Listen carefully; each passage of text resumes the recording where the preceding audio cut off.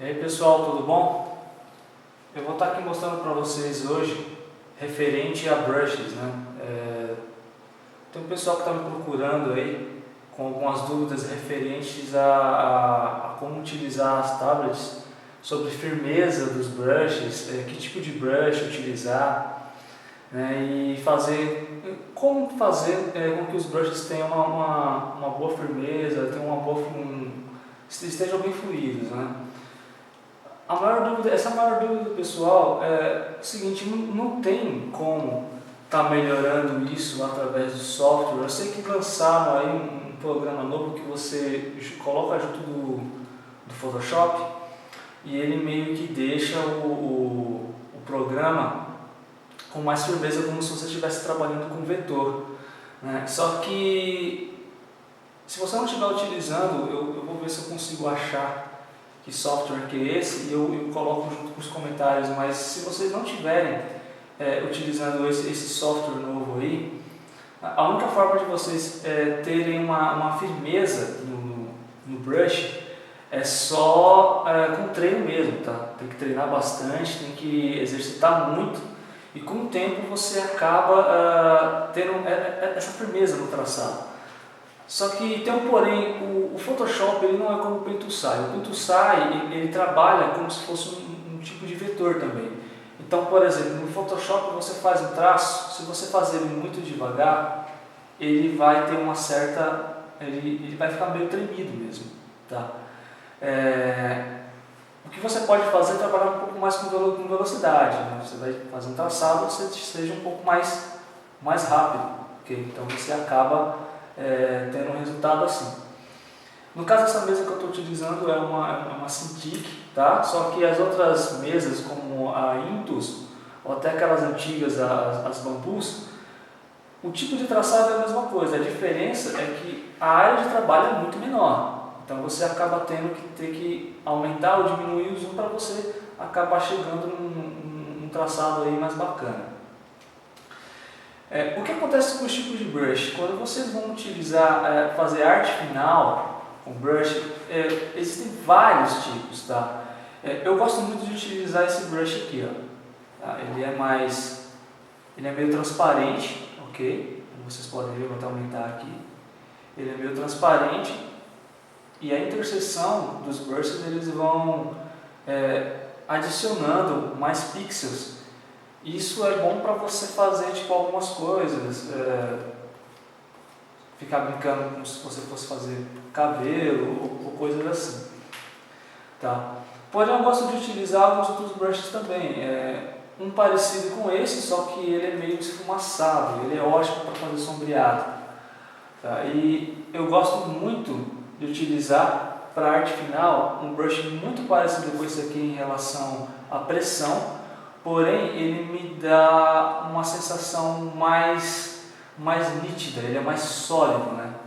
Para você fazer traçado, fazer algo meio que mangá, sabe? Algo meio comics, ele é ótimo, tá? Beleza? Mas eu também gosto de utilizar esse brush aqui. Ele é meio sujo, ele tem uma certa... olha lá, ele simula uma pincelada, né? É bem bacana. Ele é bem impreciso, tá? Porque ele é diagonal. O problema é que as pessoas elas utilizam só brushes redondos. E vocês podem utilizar outros brushes também. Brushes quadrados, eles chegam a dar uma sensação bem bacana, um tipo de acabamento um pouco mais rústico, tá? E brushes assim mais sujos, como esse aqui, um pouco imprecisos, eles são bacanas para que você consiga simular um pouco um lápis, por exemplo. Você quer brincar um pouco com o personagem, tá? Você pode simplesmente ter uma sensação mais de lápis aí, tá? Algumas pessoas me perguntam: facilita uma Cintiq? Você está mexendo, você está pintando direto na tela, facilita de alguma forma? Sim, facilita no caso em velocidade e precisão, porque você vai estar trabalhando diretamente com a ponta da caneta onde você quer, tá? Essa é uma grande vantagem de você estar utilizando uma mesa assim, beleza?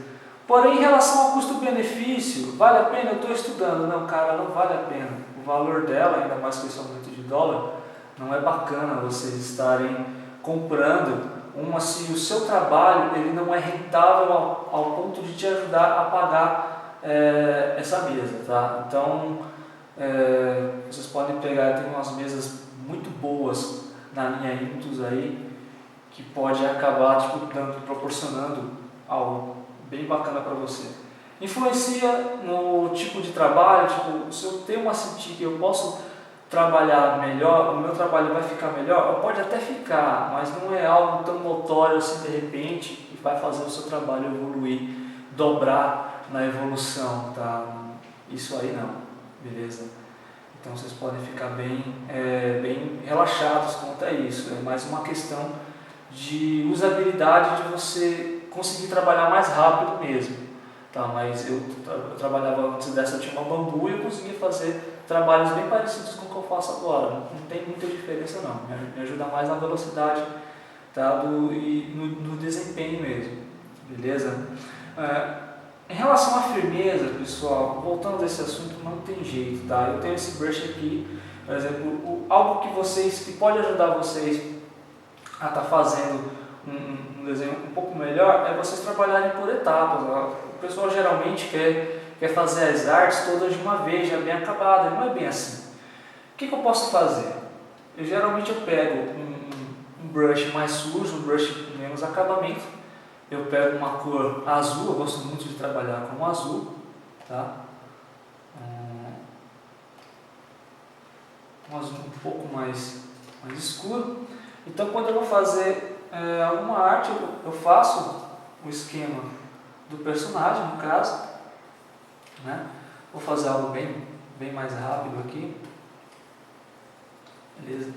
Então eu tenho aqui, por exemplo, vou fazer um personagem meio humanoide, tá? Eu faço as marcações que eu preciso, né? Onde eu quero o olho do personagem e tudo mais.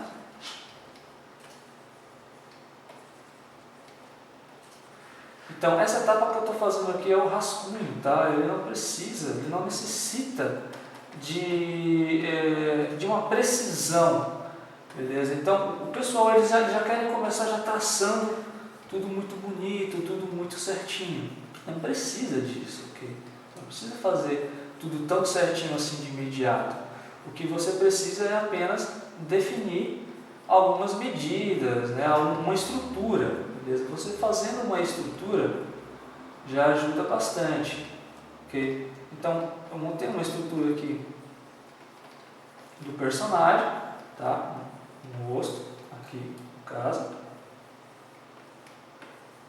tá? Eu poderia estar fazendo o corpo inteiro dessa forma, mas eu não vou utilizar isso agora, beleza? Vou fazer só ele dessa forma, faço algumas marcações e tal. O que eu faço aqui? Eu vou diminuir a opacidade, deixar ele bem claro, não sei se a câmera vai captar aí pela forma como ele está, tá? Vou deixar bem clarinho, beleza? E eu abro uma outra layer e eu posso fazer um segundo rascunho um pouco mais bem acabado, se eu quiser, ou posso já ir traçando diretamente, tá? Então, agora no caso eu vou traçar diretamente. Eu vou pegar esse mesmo brush aqui ó, o mesmo brush sujo.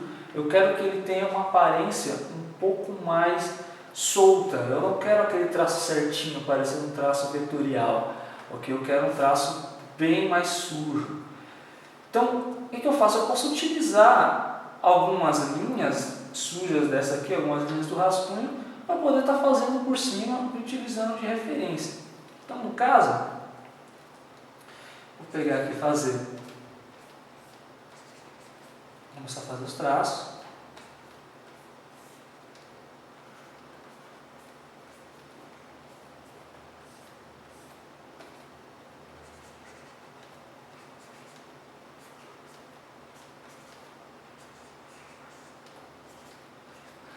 Vejam que ele simula bastante uma pincelada, ou até mesmo um lápis um pouco mais solto, tá? Então, fazer aqui o nariz um pouco mais... Eu tenho, no comics, no caso, que é mais ou menos isso que eu estou fazendo aqui, eu tenho um estilo de traço que eu faço algumas marcações. Se vocês começarem a reparar nos meus desenhos, vocês vão ver que eu utilizo os mesmos tipos de marcações, tá? Eu gosto muito de fazer essas marcações, principalmente em personagens masculinos, que os traços são mais firmes, tá? Então eu pego aqui e faço um nariz com essas pontinhas quadradas e tal. Vocês reparem nos comics que eu faço, eu utilizo muito isso. Por quê? É uma regra ou não é uma regra? Com o tempo de tanto fazer, eu acabei pegando esse estilo aí e virou meio que uma identidade, né? Gosto de marcar com algumas achuras, parte onde tem sombra, ok? Então eu vou fazendo aqui, vai tendo resultado bem bacana. Para fazer sobrancelha, esse brush é demais, cara. Ele dá um resultado bem bacana. Então, depois que você tira o layout por baixo, você percebe que ele fica com uma aparência bem legal. Bom, no caso eu gosto bastante, tem gente que gosta mais de traço mais certinho. Tá? No final, depois, eu posso fazer algo meio que posso pegar aquele brush mais limpo e ir acertando alguns traços, né, para ficar mais bacana. Aí tem uma coisa que é muito importante vocês virem, que é o seguinte: tem algo que a gente chama de peso de linha. Quando você vai fazer um traço, você não pode utilizar o traço ele inteiro da mesma forma, ok? Não é que não pode, não é que é proibido. Você pode fazer do jeito que você quiser, tá?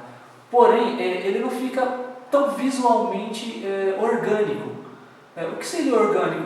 Parecer natural, que a pessoa fez à mão mesmo, tá? Então, quando você vai fazer um traçado, principalmente os traços externos, o peso de linha, o que ele seria? É isso aqui, ó. Ele tem uma espessura aqui e tem uma outra espessura aqui, é de acordo com as curvas que você faz. Geralmente nos traços externos, eu tenho uma regra minha, que eu faço o seguinte: os traços nas partes das curvas para fora do desenho, eu deixo eles mais grossos. As curvas para dentro, eu deixo elas um pouco mais finas. É lógico que isso pode variar, eu não preciso ficar fazendo isso como uma regra absoluta, senão acaba ficando muito manjado e chato, tá? Mas eu gosto muito de fazer, beleza? E não tenho medo de errar, pessoal. A galera tem muito medo de errar. E se eu fazer o traço aqui e eu errar? Se você errar, você dá Ctrl Z, cara.